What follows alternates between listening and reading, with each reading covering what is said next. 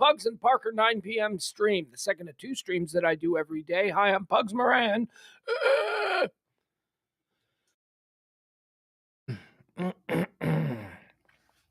First thing, the high noon stream that starts at it was delayed today, I know, but still we got it on. We did the full high noon stream today. That's Monday through Friday at noon. That's current events, hot topics, trends, headlines, whatever it is that people are buzzing about. I give it to you in a nice little neat to eat treat. I don't spend too much time on any one topic. It's quickly, here's what's trending, here's what people are saying about it, here's my hot take, and we move on. It's like that. It's designed so that you have what we used to call cocktail party knowledge of everything that's happening in the world. That's Monday through Friday at noon, and it's just me. But this is the one that I get up for this. This is Pugs and Parker. This is the 9 o'clock stream with me and James Parker.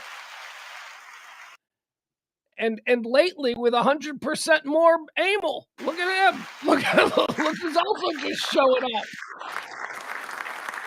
One by us. Everything's better with a little Amel in it. Hi, boys. Hold on. Everybody get in the chat room. Good evening, gentlemen. Here. What's going on in the chat room? Is it what? Like, are you coming from a funeral? Yeah, I know. Look at him. He's been doing this lately. Like, just every now and again, he'll show up like he's selling real estate in his spare time. Yeah, but I feel stupid if I'm already dressed nice and I got to come in at the end of the day, and what I got to go do, put on like a Ghostbusters 2 t-shirt or something before I jump online. So yeah, I'm just coming in. I'm not doing any sort of special dress up thing. Maybe I just want to look nice.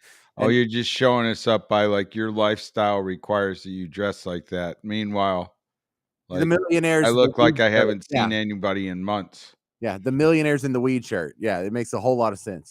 That's the beauty of this show. The poorest. I didn't intend this to be any sort of fashion shaming. That's well, sure as hell not. There's. Well, how could we fashion shame? Well, exactly. I just think that whatever. Fashion shame can take any number of shapes and sizes. I'm not saying that he's dumb. You and I are both of the size that we can't shame. We're not. Like that's ever stopped people from shaming before. No, yeah, come on. Yeah, but none of us three care, and we all know the other two don't care, so it's cool. But I think if you want to start showing up wearing sport coats, I think that's just grand, kid. I think that's just, you just do you. All right. This happens a lot more when it's cold out, or at least like under 90 degrees.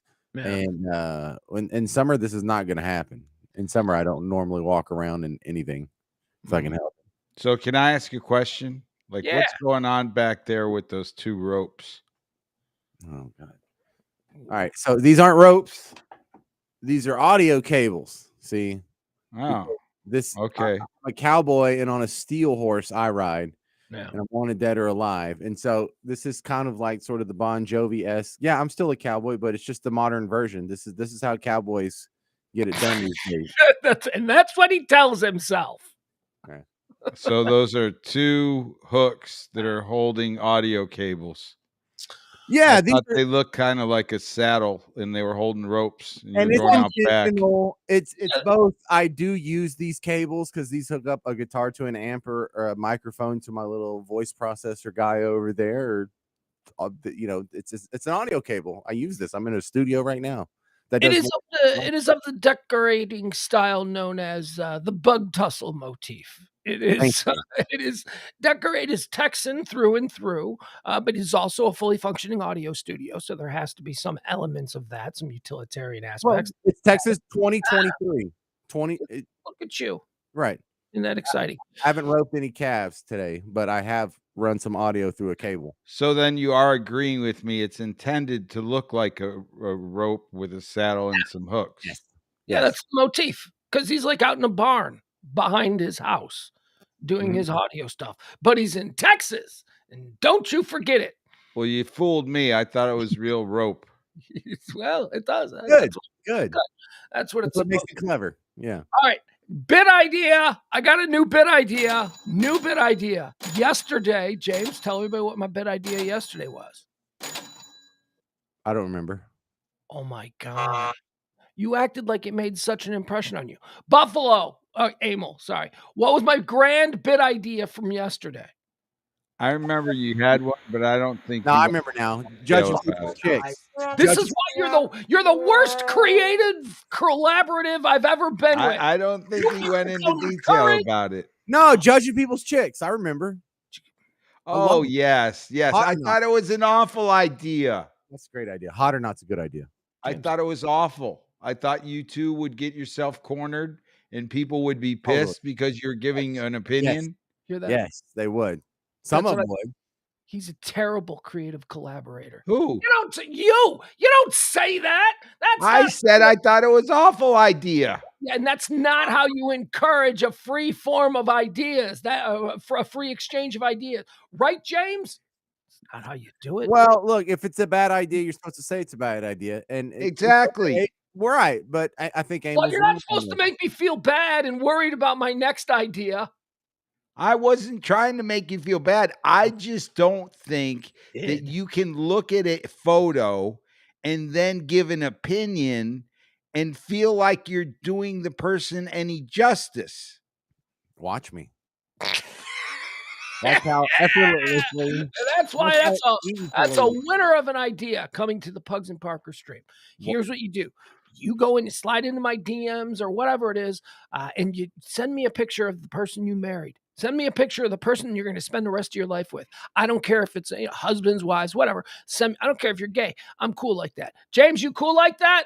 Totally. So it's going to be a bit matter. tonight, is what you're saying. Somebody's going to slide into your DMs right now. No, this could be a constant, ongoing subplot. Right, but it could happen tonight. We could try it right now. We could. Sure, we could. We absolutely could. However, this is not why I have the floor right now. I'm just reminding you all that I am benchmarks, right, James? Is there anything more important for a radio show than benchmarks? Yeah, because we might even sell the sponsorship. Like it could be Hot or Not, brought to you by Home Marketing Services, brought to you by Bob Lavelle. Yeah. What they look for. They look for the digital presence. I think we got that covered. Yeah. They look for benchmarks. And I'm delivering you benchmarks. All right. So yesterday it's the idea where you send me a picture of the person that you got to spend the rest of your life with. And then James and I, and even though, he might be or might not, I don't know. He's a flibberty gibbet and he doesn't like the bit, but he'll participate when he's here. I'll give an opinion. I just don't like the bit. Okay, I think it's a bad idea. We'll see. All right. So I got a new bit idea. Are you ready for this one, boys? Okay. All right. Now this James, maybe you can advise me on this because I'm not entirely sure that this is even a bit for the Pugs and Parker show. This might be its own YouTube channel. This bit might actually just be.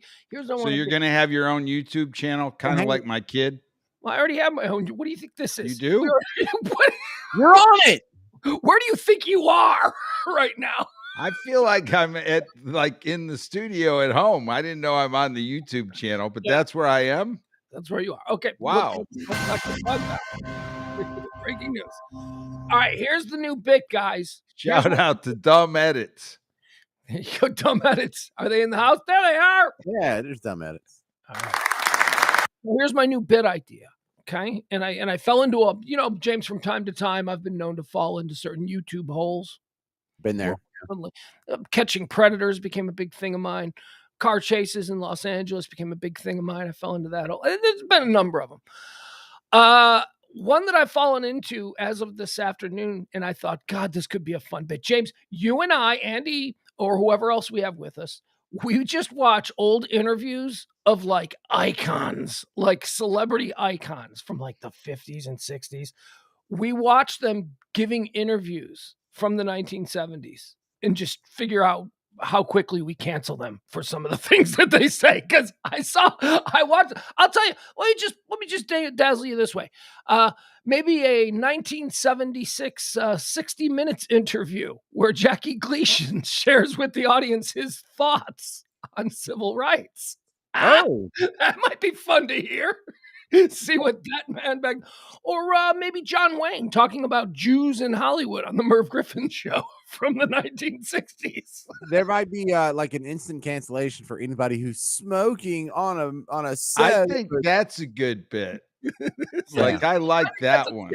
That's a channel where we just record one segment where Pugs, Parker, and E watch John Wayne Talk about Jews in Hollywood in 1960. No, look, these things are endless. They're out there, man. These people talked. These people, and they were old, and they're icons, like superstars that they could obviously. And isn't there something absurdly humorous about trying to cancel someone that's been dead for 30 years? Right. Well, yeah, I mean, that's kind of the good part. That's why I think it's a great bit. It was like, whatever you do, it's still over. Jackie Gleason just chain smoking, talking to Morley Safer. He's like shooting pool at his house. He's a big old fat guy. He's probably in his late 60s, just chain smoking, talking about, blacks, and it's good that they know their place. Did he have the did he have the penguin shirt on? Remember that penguin logo? He was wearing a silk shirt, though, befitting a man of his lifestyle, the great one. And it's 1976, so it's Jackie Gleason. Right. Chain smoking. It's like the middle of the afternoon. He's shooting pool in his house in Florida. He's got a cocktail, and it ain't his first. And by the looks of the outside, it's like noon. So it's great. And then he just goes into a whole thing about. And if you go back and you watch that, like, it's hammered as him and Dean Martin. The two of them would get on TV. I mean, just like blasted. Well, Didn't Dean Martin have apple juice? Yeah, Dean Martin never drank alcohol. Dean, that was all a bit with Dean Martin. That was apple juice. He looked like he was gone, dude. He was a talent. Yeah, he was talented. Yeah. And he hung around with a lot of dudes who were drunk, but Dean Martin was never. That is, if you've never seen that, you should check that out, James. I don't know if you've seen. Have you seen that biography, The King of Cool, Dean Martin? Yeah, and it was apple juice, according to his daughter, right? Yeah. I saw an interview with his daughter. Where you believe that, though? Hey, I'm not sure, not 100% on that, but I'm leaning toward that. Ed TV has that documentary available. If you're looking. Oh, okay. Available on Ed TV. You can find it there. It's really good. Dean Martin was so cool, but a sober guy. All right, so we are being disappointed in real time here because we're supposed to have Bobby on, but I would like to explain the situation here because Bobby is a guy who was, when I joined the Pugs and Kelly show, he was the guy who was producer already. He was the board op. He continued to be the board op for the next couple of years.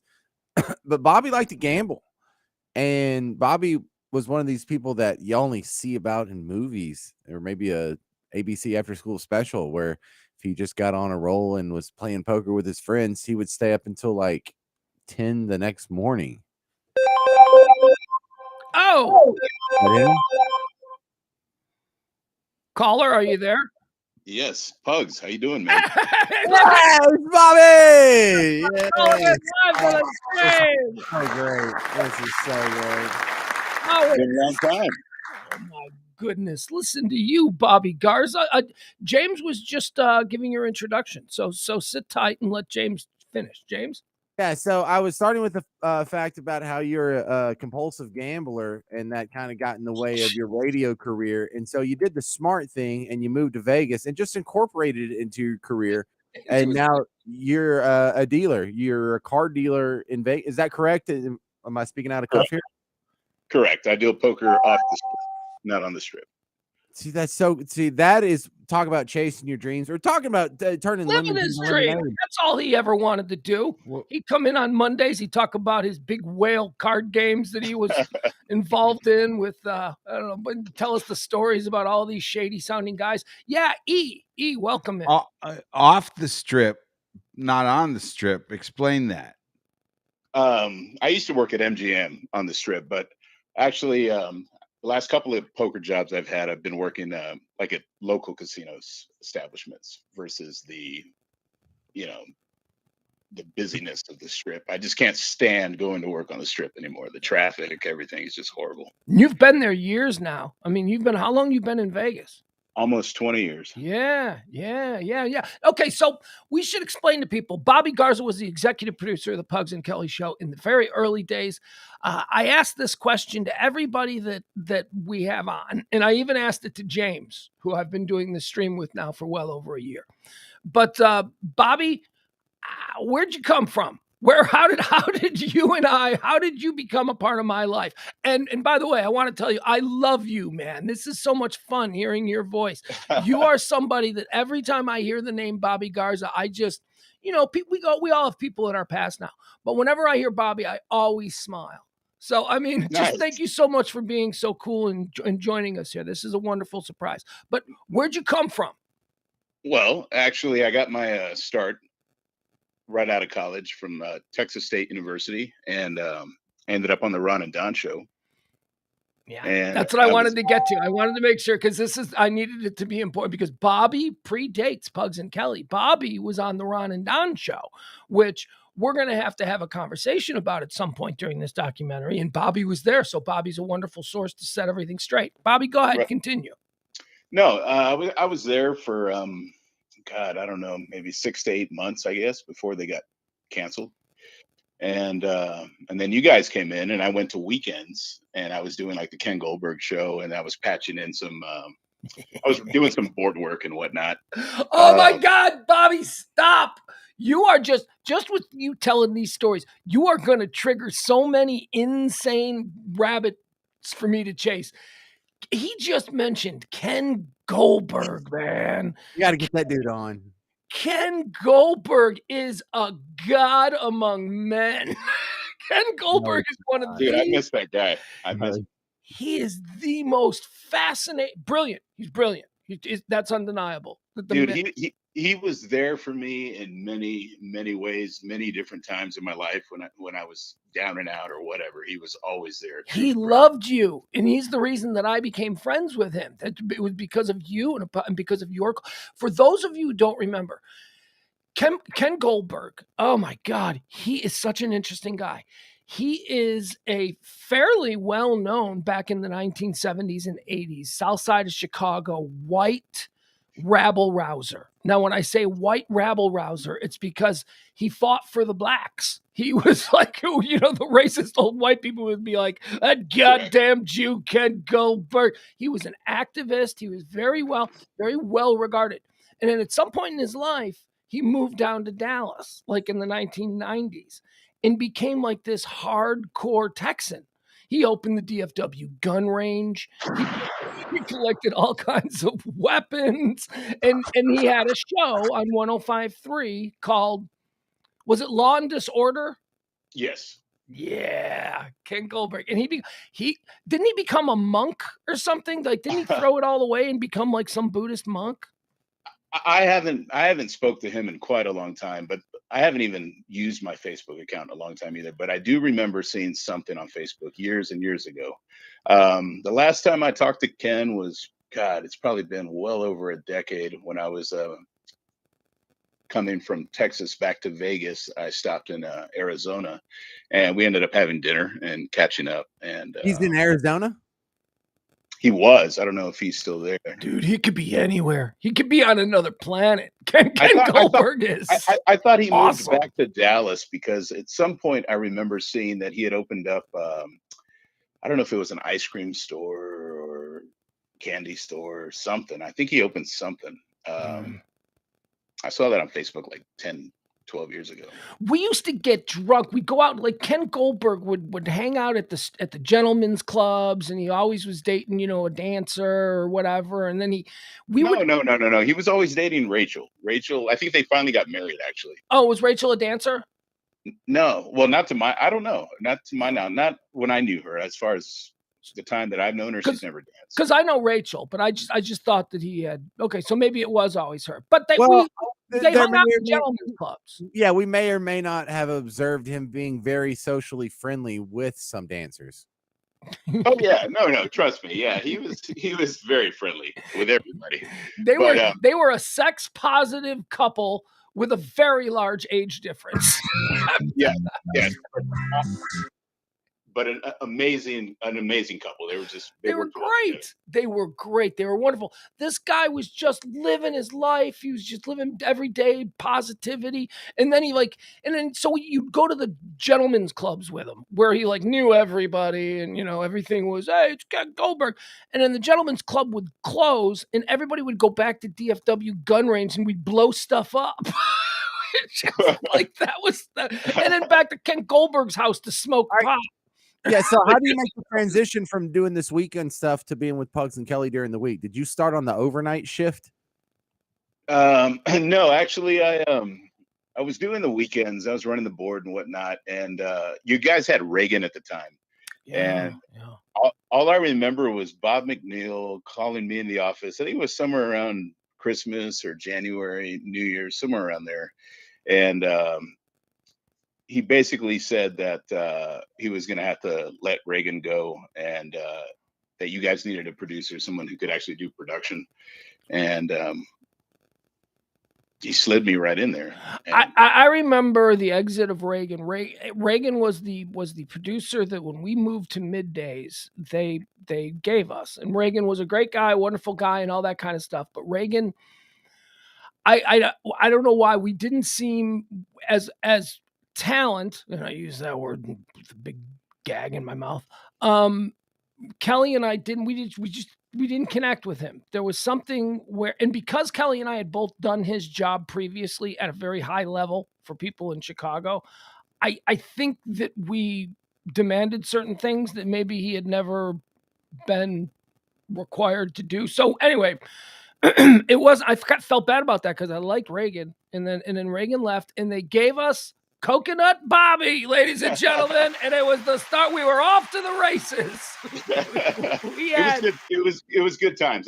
As I've told my mom many times, we've had conversations that that period at Live 105.3 and KYNG with you guys, and part time I was with Ron and Don, were just some of the best years of my life. I forever hold true memories. Just so happy, and forever will love you and thank you. Even though I'm not doing radio anymore, I did it here for a couple of years and voiceover work and whatnot. But the last time I had a radio gig here, I was with my girlfriend. We were out getting some pizza over by the Hard Rock on a weekend, and they were playing like music over the speakers, and then all you hear, there was like a commercial break, and they were like, and now on the new Area 108, and I'm like, Area 108, that's 107.9, that's my station. So basically, yeah, they sold the station and flipped the format, and that's how I found out I lost my job. Well, here's the thing that we liked about Bobby. First of all, Bobby was a real radio talent. Like Bobby, when it came to the job that needed to be done, the board operating of the show, how the show was going to sound, we were convinced by everybody, and we knew because of what had been said that Bobby was good.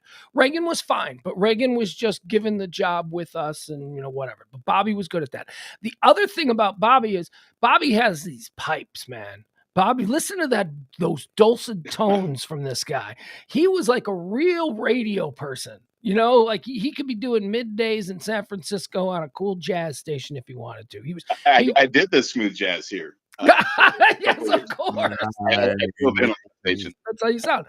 And what wasn't lost on Kelly and I wanted to kind of mention this because Bobby, you took a beating. You took a beat. Everybody took a beating. I'm sure James would, admit that he took a beating too. I listen to those old shows like pretty regularly. I would say a couple times a month. I sit down and I just pull random shows up and listen to them. And but yeah, some of the ones where we fought and Kelly and I can't listen to those. I just, for whatever reason, they were so real. Those were real fights, but those were like fights between a brother and sister. And the problem was that Kelly didn't see your relationship as a brother and a sister. Kelly saw your relationship as she's the fucking mom. Go to bed.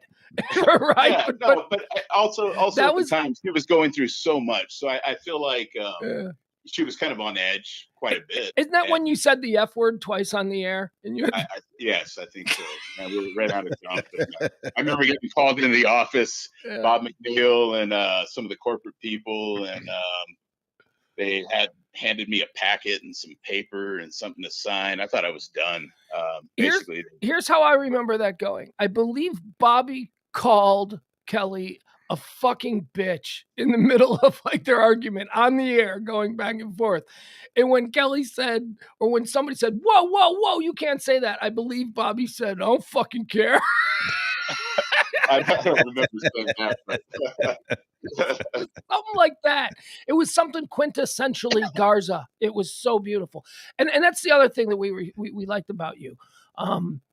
You now, and I want to say this because James is here and Eric is here. Well, we created a piranha pool, and that was done on purpose. Everybody that we were leaning on were people that we thought were talented and that could create things. I mean, I didn't experience the competitiveness that James must have felt with Eric at some times, or with Cody, or with getting airtime from Sybil. I don't know, but I went through it to some degree on other shows with other ensembles when I was in that position myself. But Bobby, the thing about you was you took a beating in the way that nobody else ever could. You didn't give a fuck. Like, until that moment when you did, and you dropped 2 F-bombs on the air. Every other time you took your beating like, yeah, dude, whatever, man. Like Mr. Chill. And then you popped, and it was beautiful. I hated the way that I felt at times, but it was what it was. I realized that I didn't go out with you guys and promote the show or go to Dukes or Dodgeball or whatever on a regular basis. So I was kind of a little bit of an outsider, but I was always, honestly, like I was always working on production. Poker was on the weekends. Yeah, like you were playing cards, man.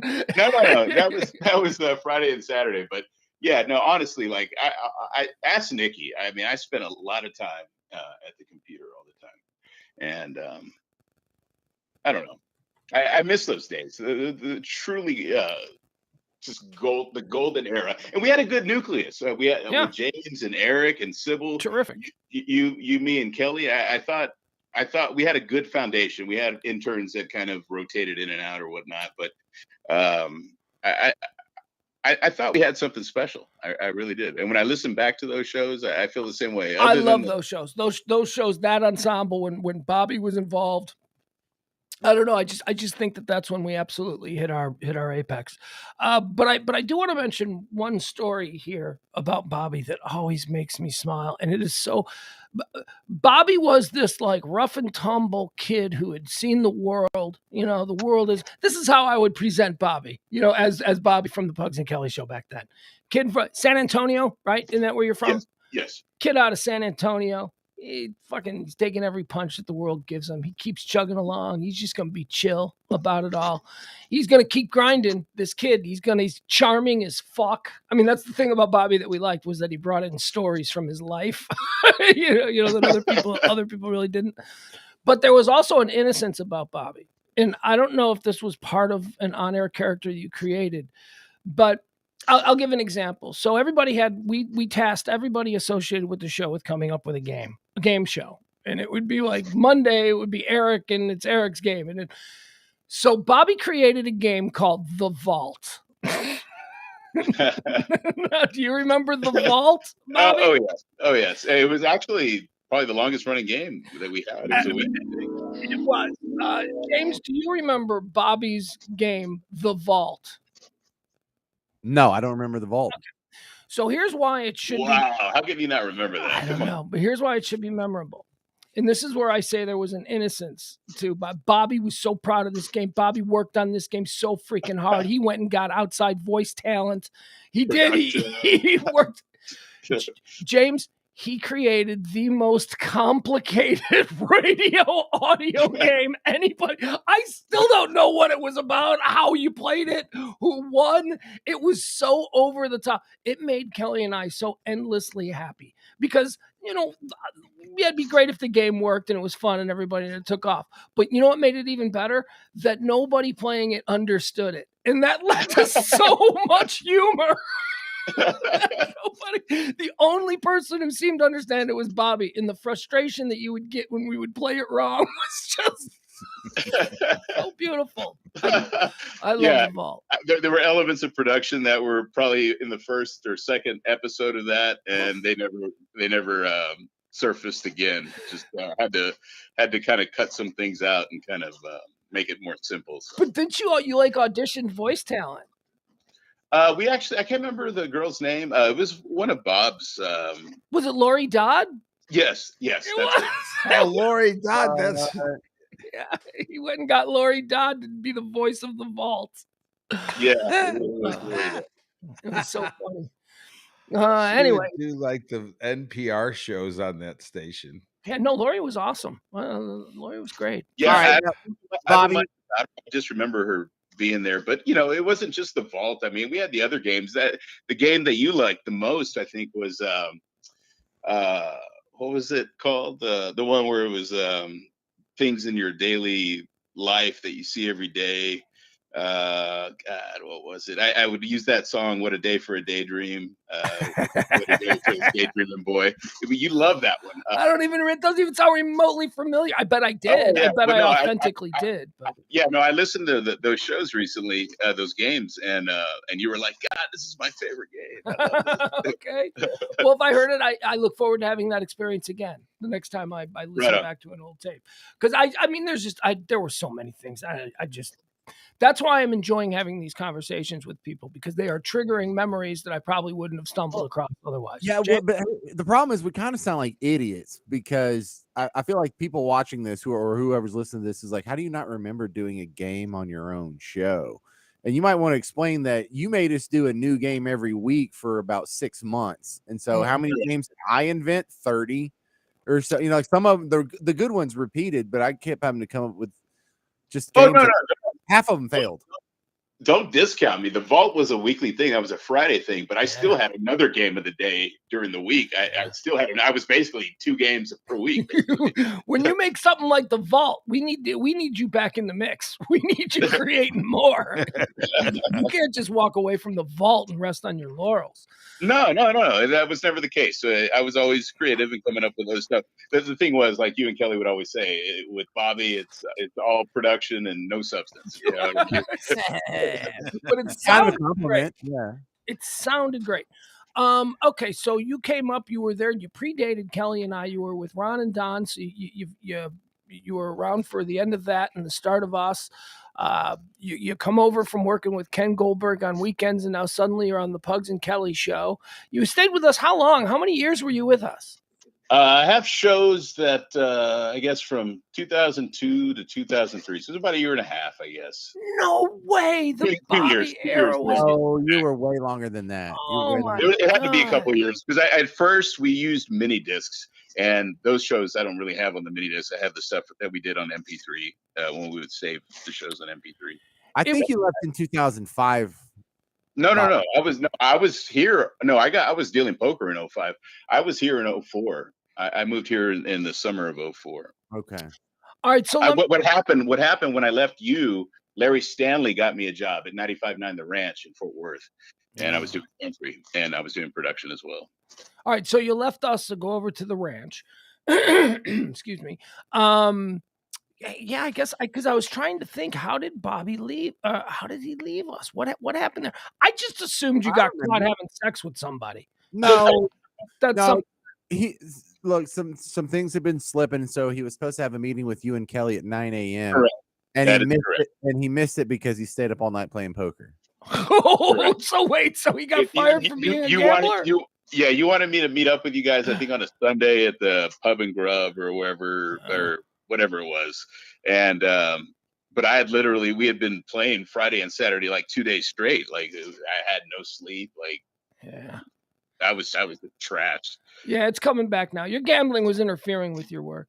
I think that's how I felt at the time. No, I can see your point, but without that gambling, I don't know how I would have survived, because I supplemented that was a major part of my income. Oh God, you were so.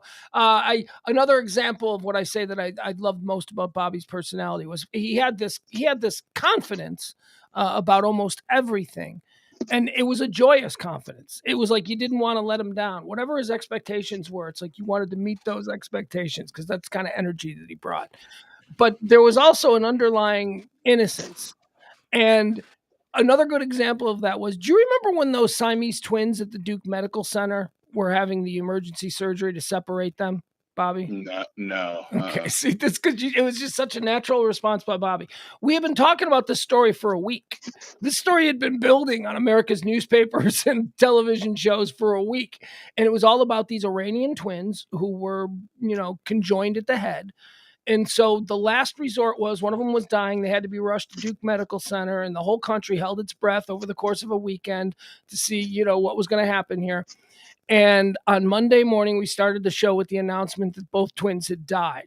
And now Bobby wasn't really paying attention to what we were talking about. So Bobby's response to the news that both of these twins, who we'd been covering for a week, had died was, "Wow, man, never saw that one coming." What do you mean? We've been talking for a week about how we hope they don't die. What do you mean you never saw that coming? I don't remember that, but I do remember the drugs and a gun.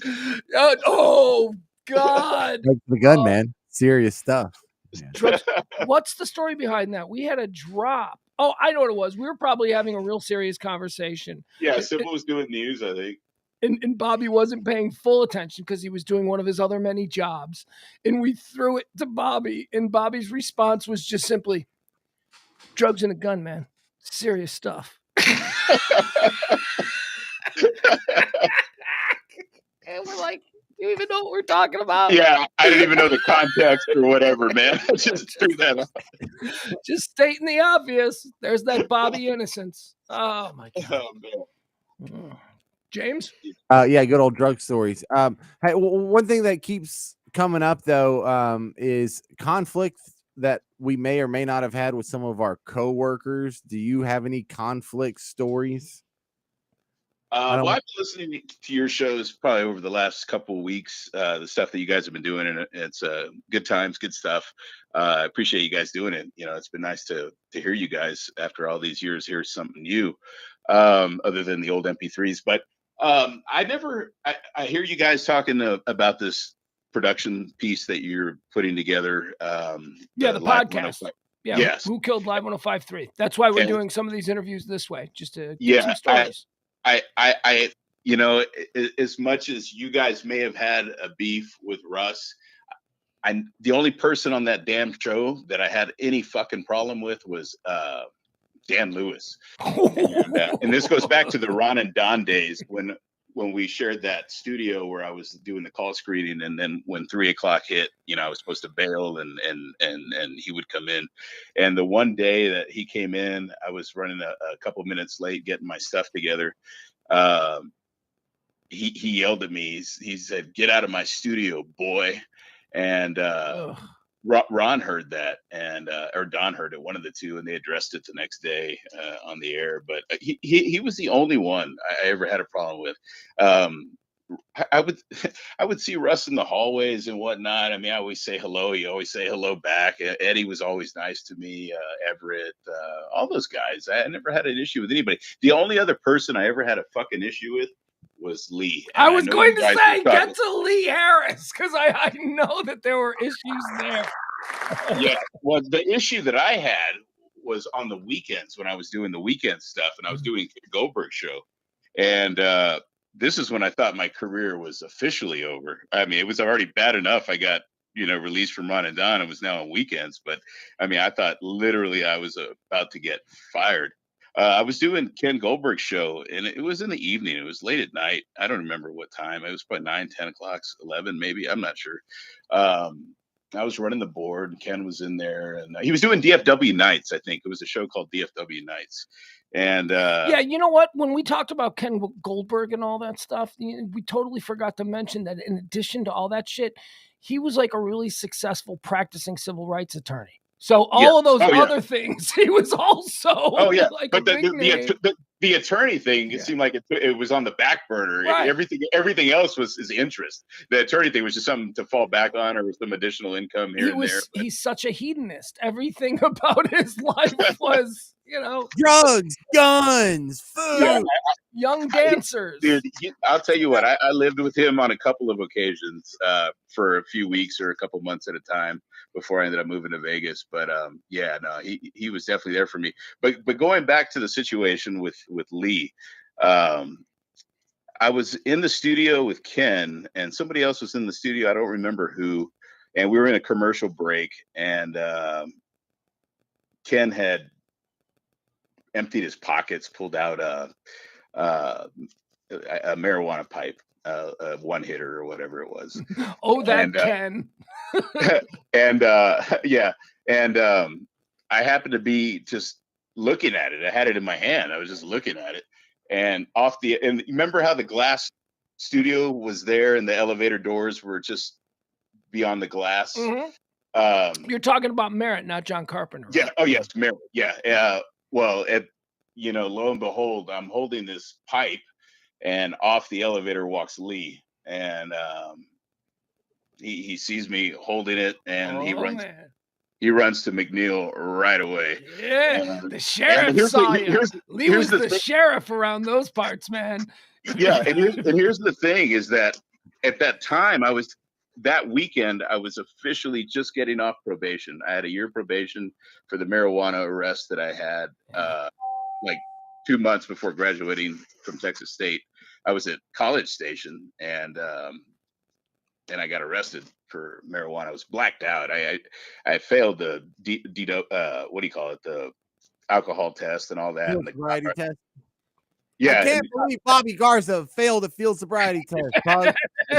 I can't believe they didn't just let him go because he's such a cool guy. Right. Hey, Bobby told him to relax. Did they not? Did you tell him to relax, Bobby? That used to work. Hey, relax. Just relax. Relax. I don't think that was in my vernacular vocabulary yet. That came a Come little on. bit later, but the thing is, I was on my final weekend of probation, and Ken, had this on the table there, and I was just looking at it, admiring it because I hadn't smoked in a year. And anyways, Lee sees it. He runs to Bob. Next thing you know, it looks like I'm done. And then all of a sudden, guess who saves the day? Once again, Ken Goldberg. Like I said, he's been there for me in more ways than one. He went to Bob and he said, Bobby wasn't doing anything. It was mine. He was just looking at it. He was talking about he was the end of his probation, and he was just, he's just admiring it. That's it. Just It was just admiring it, your officer. it was just unfortunate that Lee walked in at that moment. And but Bob let it go, right? well, the thing is, Ken was paying for his shows, correct? If I'm not mistaken, like he was Yeah. sponsoring himself or whatever. And But they were great shows. so basically, oh yeah, no, but They were basically, crazy good. he told Bob. I mean, he's like, if you want to get rid of me or whatever, not me, but him. Yeah, and he's like, if whatever you decide, Bob, I totally understand. But like I said, it was all me. Bobby had nothing to do with it. And Bob McNeil came back to me and told me what Ken said, and I was like, what a stand-up guy. How fucking awesome. But also, you know what? That's what I was going to say. I would be surprised to hear that Bob McNeil would have done anything dickish about this situation. But what a cool thing for Bob McNeil to make sure that you knew that Ken Goldberg had stuck up for you. That's also a thing. Bob didn't have to do that. Bob could have been like, well, I'm going to be the benevolent guy here, and so you're going to think I'm cool. No, Bob made sure that's nice. Bob's a good guy. I like Bob. Well, McNeil. but the thing is, I was already on weekend, so I mean, there's nowhere else to go after weekend. So I have to do it, All right, okay, let me hear the looking for a weekend board up shift. They could have filled it. Go ahead, James. Yeah. So, Bobby, I want to hear your version of how you departed from Live 103. Talk about your demise from the station. Like, how did you part? Okay, but first of all, I have to correct something that's happening in the chat room. It's the big guy. Is it the big guy? I believe who's saying it. I don't know. I can't find it now. Somebody says that you're the one who gave your 2 weeks notice, and that Kelly's response was, "Why 2 weeks? Eric is right there." Like basically. Yeah, I vaguely remember something like that. Okay, so I don't remember that. What I remember, and what is just, again, so beautifully representative of Bobby's innocence, is his kindness, his joyous outlook. Didn't you give 6 months notice? Like, wasn't that your thing? Yeah, there was something like, well, you guys were, whether you were trying to push me out the door in a subtle kind of way, I don't know, but you were like, I don't think so. You were like, you need to take the next step. This is just like a stepping stone. You got to take the next. That sounds like Kelly. That doesn't sound like me. That sounds. I wanted to keep you and milk you for everything. I thought you were great, but yeah, you gave us 6 months notice, and I remember Kelly and I being like, "Is that even a thing? 6 months? Well, I Like think I said it kind of, you you don't know, do 6 months because tongue then in cheek that's sarcastically or whatever. But it's just basically saying that, right." you know, But you understand why that's funny because no employer wants somebody around for 6 whole months who doesn't give a fuck anymore. no, but I never, no, but I always maintain top level production. I never, Professionalism. He's very yeah, professional. I never, I never, what do you call it? Punch Mailed that. it in. Yeah, mailed it in. Thank you. Of course not, because you're like the coolest, most chill guy in every room that you walk into. He's Bobby. Yeah. You know what he is? I was just thinking about this. Do you know what Bobby Garza is? Bobby Garza is that station's original Chloe without like the bad shit, right? Yikes. No, not even. I was gonna say like Matthew McConaughey, like, hey No, man, what I mean is that the guy who could float around and be on any show and everybody liked him and he was cool and he had no beef with nobody. That was Chloe, like it or not, whatever the reality. Like yeah. But Bobby was kind of like that even before Chloe. He was just like Mr. Good Times, Mr. All right, dude, cool, bro. Relax. That was his catchphrase. Thank you. Who brought that up? I did. Yeah, Bobby's catchphrase was All right, anytime. now Bobby, tell me your side of the story about how you left. Well, basically, I missed that meeting, and when I missed that meeting, that was the end. Yeah, okay, but how to get to the meeting? What was the meeting for? What'd you do to lead up to the meeting? Do you remember any of those details? Well, the meeting was basically going to be come to Jesus. Yeah, come to Jesus and laying out a 12-step plan for me to stick around. You know what I needed to do to make it work. And he didn't show. He had a poker game. Look, I get it now, 20 years later, but you know, it kind of put us in a weird position. We had to report back to the program director. And he had to meet you at the Down Under? Yeah. Somewhere over there, yeah. Yeah, it was probably somewhere we arranged to meet. Anyway, I'm just remembering all of that now, Bobby, and I just want you to know that it's gonna fall from my memory as soon as we hang up here. So yeah, no, whatever. I mean, those final weeks or whatever were, like I said, I can't go back and listen to those shows, but whenever I listen to stuff, it tends to be the more upbeat and good times, just the more neutral stuff. You know? What's your favorite stuff? What's my favorite stuff? Grandpa Al Lewis with Freddie Soto and Steve Trevino. Yeah, that was good. Grandpa Al Lewis called in, and we had Freddie Soto and Steve Trevino in studio, 2 comics. And well, this is like the new bit I want to do where we listen to old interviews. Al Lewis had some fun with the 2 Mexican-American comics.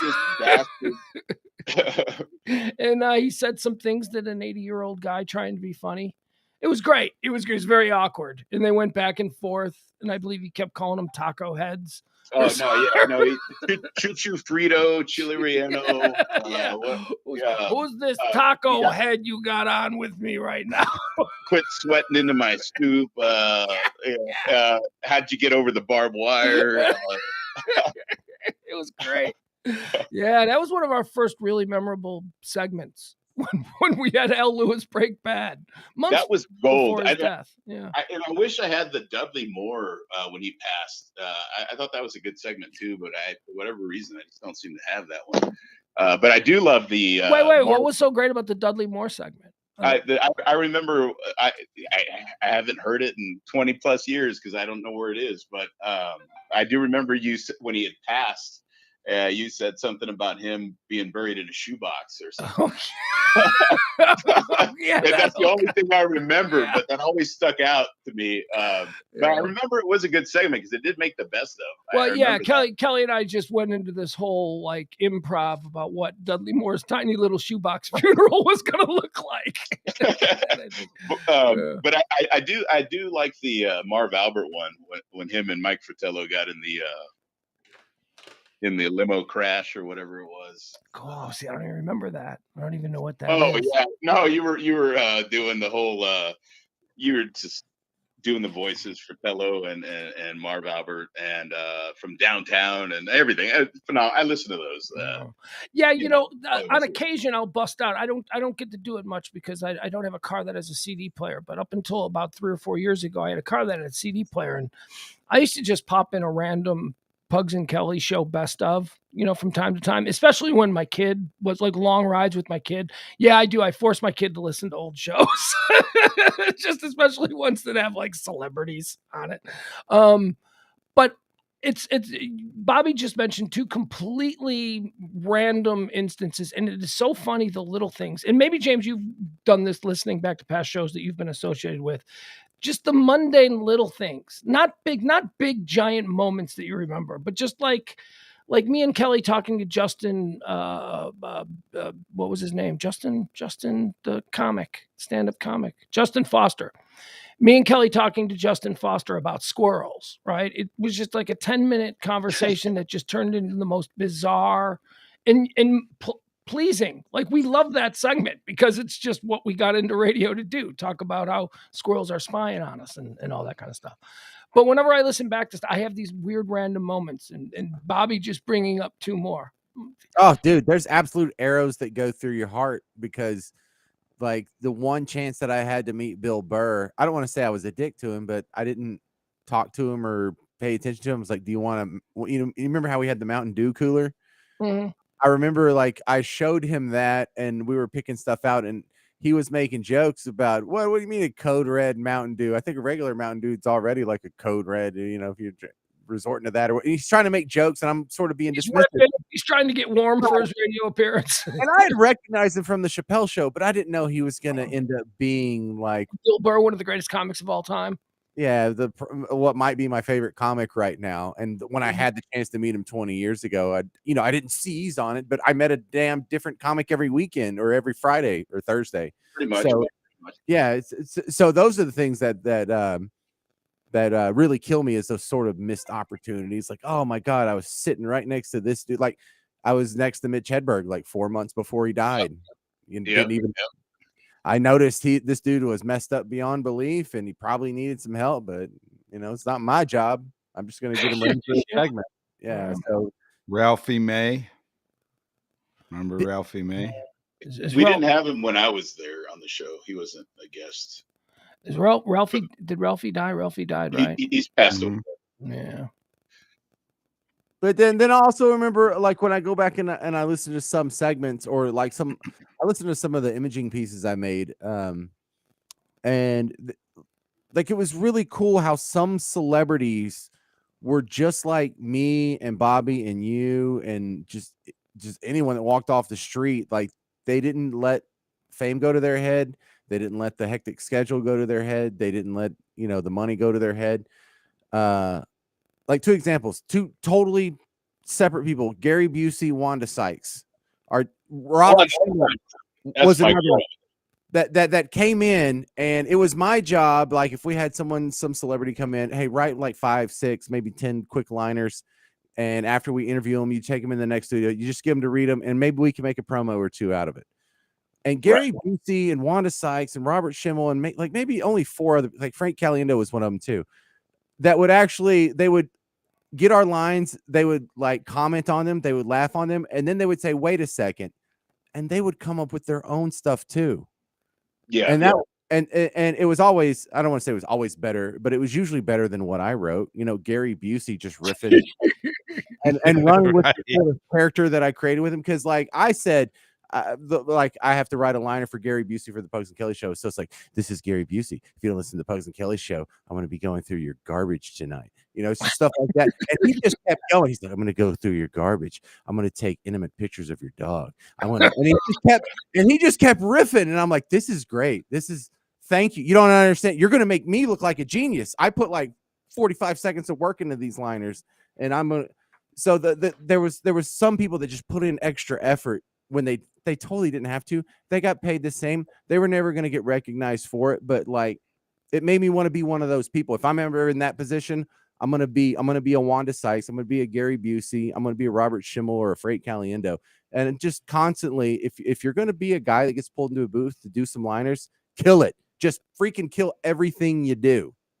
How great was Schimmel? You mentioned one there that I don't think people may Phenomenal. remember. Schimmel was so good, and he was dying the whole time he was on with us. He was dying. The shows that I have, yes, he was in a dark place, but he was very positive and kind. I'd love to hear that. I would love to hear that. There was a kindness. He was a genuine human being. Like, literally. Like, and that's interesting because we do now know how bad it was. I mean, yes, he had gone through some cancer treatments and stuff by the time that he was, talking to us and doing radio and all that kind of stuff. He was a regular for a good year. He would come through a couple of times a year and he would call us on the phones. And then suddenly he died. And we were all of the belief that he had beaten cancer, that he wasn't. He didn't. I guess he'd been given a terminal diagnosis and he just decided to go out for 2 years and crank out some comedy. And that's what he did. But knowing that now in retrospect and thinking about how we loved him so much, such a dark comic, such anger and such grossness in a lot of his jokes. But then for you to recognize, and you just mentioned this, and that's why I'm mentioning it, what a kind and genuinely joyous guy. And I got to wonder, did him reconciling with impending death have a lot to do with that? Because he was such a kind guy. I honestly, I just turned 50, Pugs, and I can't stop thinking about mortality and how much time I have left. Like, it's constant now since I turned 50. And, with all the celebrities that have passed away recently in the last couple of years. And, it's just, I don't know, it's just weighing heavy on my mind. So I have been trying to look, here's the thing. You doing coke? What's that? You doing coke? No, I'm actually smoking some herb right now. Okay, you'll be fine. Just don't do coke. 50's only been. Live for another 50 years once you hit 50 years old, unless you do coke. If you do coke, then forget it. All bets are off. You could drop dead.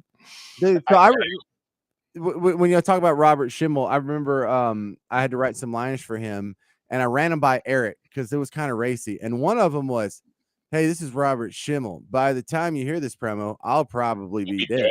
Yeah, you listen to the Pugs and Kelly show anyway. So I said, "Eric, do you think this is too much?" And Eric's like, "I don't know, man. I don't like. He's a pretty cool dude, but I don't know. Like, I might be kind of sensitive about it if I was dying of cancer." I'm like, you know what? I'll just give it to him anyway. He cut it. He's the one dying of cancer. Cut it. Yeah, he cut it. He had to cut it twice because the first time he giggled. Even better. Even more of an endorsement from him. That tells you right there that he had no issue with it. Yeah. All right, we got to wrap this up. Bobby Garza, thank you so much for being with us. Appreciate the phone call, and we may be in touch again, and I can't wait to talk to you more. Yeah, no, seriously, anytime. And let me just say this real quick. Abel, I don't believe our paths ever crossed. If you were at 105.3, you came after I was gone.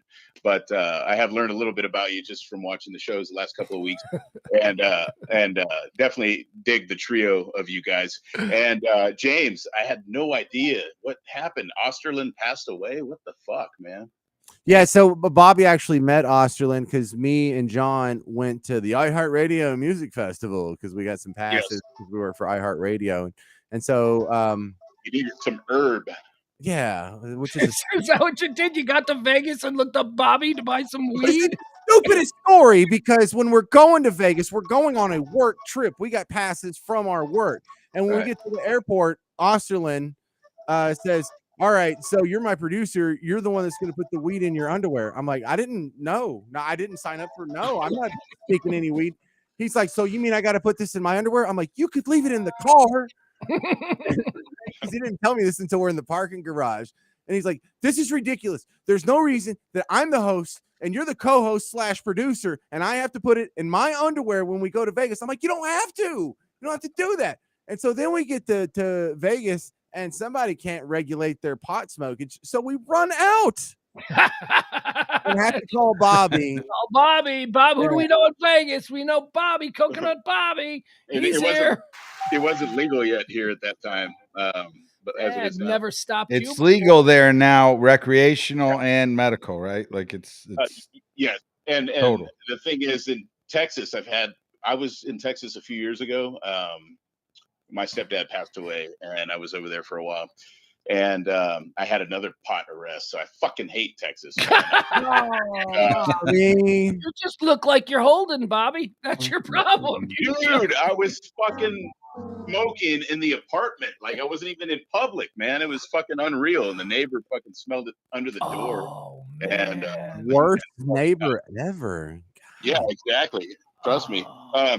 But really quick, I know you guys got to go, and if you guys have me back, I would really relish the opportunity. Thank you. I hope that happens. Real quick though, how's Eric and Sybil? What's going on with them? Anybody know what's going on? Well, Sybil was on. Again. Sybil was on yesterday with us, so you can watch yesterday's show. You can go to Okay. Pugs Cast and watch last night's Pugs and Parker. Sybil was doing what you're doing right now on yesterday's show, and Eric, James, you want to take that one? Well, hang on. Look, Sybil does the afternoons on KVIL, and she has not missed one day of work since you've met her. She's just been killing it, and she's now a Dallas radio fixture. She is a top 10 radio personalities in Dallas. She's easily in that conversation. And then Eric, go ahead.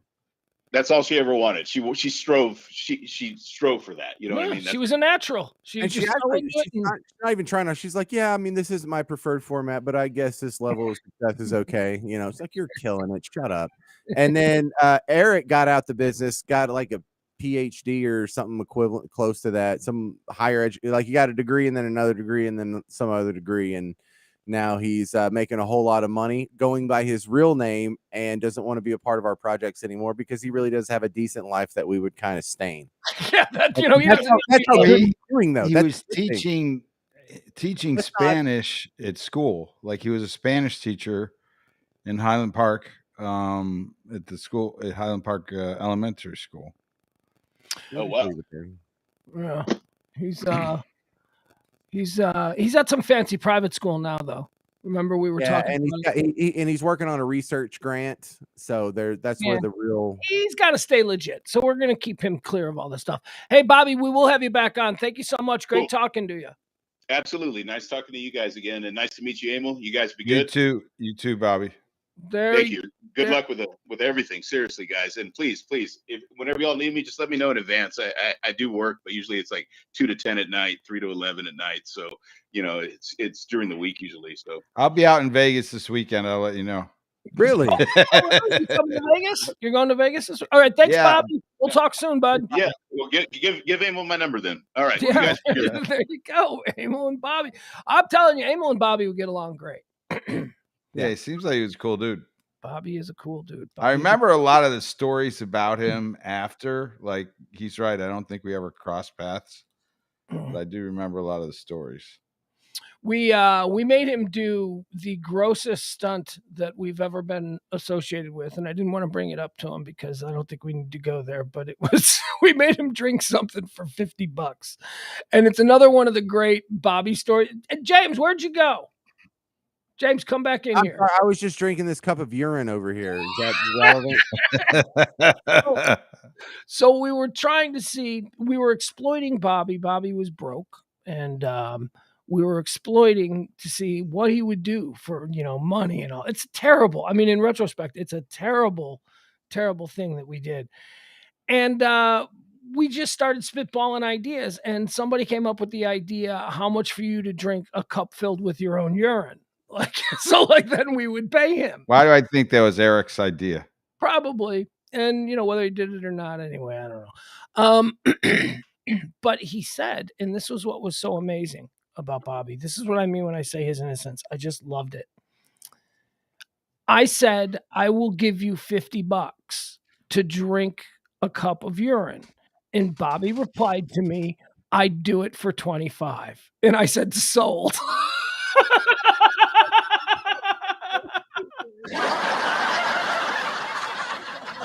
Wow.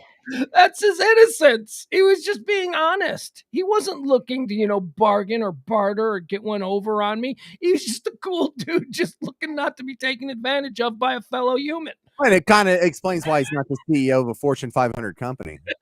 Well, Bobby's got qualities that we should all strive to attain. Everyone doesn't have to check every box.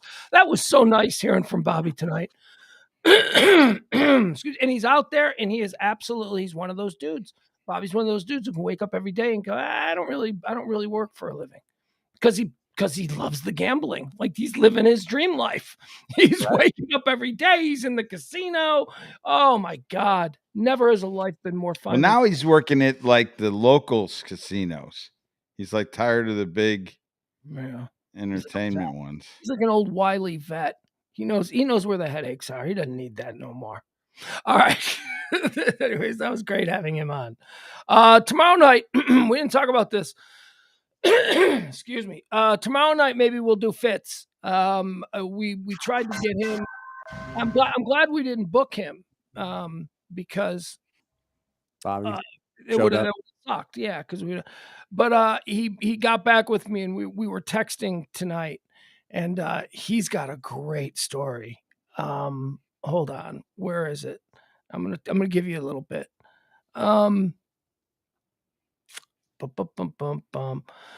He has a story about, apparently, remember Bethany? For those of you who don't know, Corey Fitz is a big star in the world of radio right now. Well, right now. He has been for how long, James? 20 years. 20 years. I mean, he's country, which always makes me laugh because I'm like, Fitz don't like country music. And yet, he's like a superstar. His story's a lot like mine, and he's from just a medium-sized town in sort of the middle of nowhere, Texas. Mm-hmm. No, he's great, and he's a wonderful guy. He used to work on the Hot 100 station at 105.3, and he was friends with all of us. But he ended up marrying the beautiful Bethany, who was another Hot 100. I don't even know what that's at, Jack FM, whatever that station was. The lovely Bethany was another on-air talent there, and he and Bethany ended up getting married, going off to Seattle, becoming big stars there, syndicating nationally, blah, blah, blah. Anyway, they're still together, a whole bunch of kids.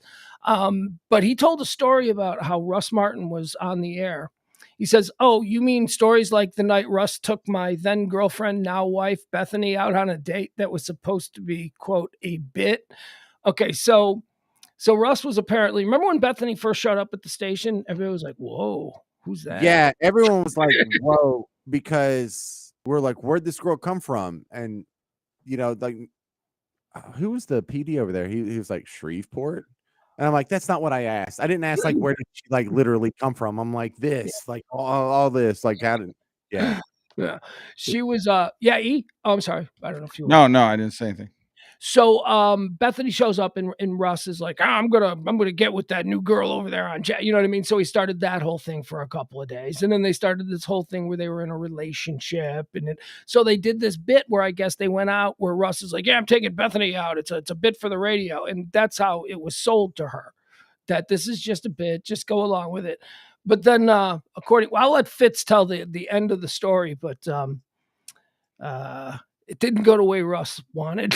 And there's like a really interesting story that Fitz will probably share with us tomorrow. So I look forward to that. That's interesting. Yeah. It was also and then after tomorrow, are we done for the week, or do we have something on Friday? Yeah, no, we just do Monday through Thursday. Tomorrow will be the last show of the week. So there you go. All right. And now it's into theme. All right, bye guys. There they go. There goes E. There goes James. Thank you to Bobby Garza, Coconut Bobby. Truly one of my favorite people. I haven't seen Bobby in 20 years probably. I still didn't see him, but we talked to him tonight. I'm going to have to talk to him more. Again, these interviews that we're doing with these people are sort of just entrees to much deeper, longer form interviews I want to have with these people about their stories and their times. But I hope you're enjoying them. We do them, Monday through Thursday right here on Pugs and Parker with E. That's right. We need a new banner that says Pugs and Parker. It needs to say and E. All right, we'll see you tomorrow at noon. High noon, current events, hot topics, all of that kind of stuff. Get you all prepped up for the day, tell you everything you need to know about what's happening in the world. I give you a nice little bite to eat. Nice little meat-to-eat treat is what we'll say. All right, bye, everybody. Love you. Have what was I going to say? I was going to say have a great night. We'll get back together tomorrow at noon right here on the Radio Misfits podcast platform. The best is yet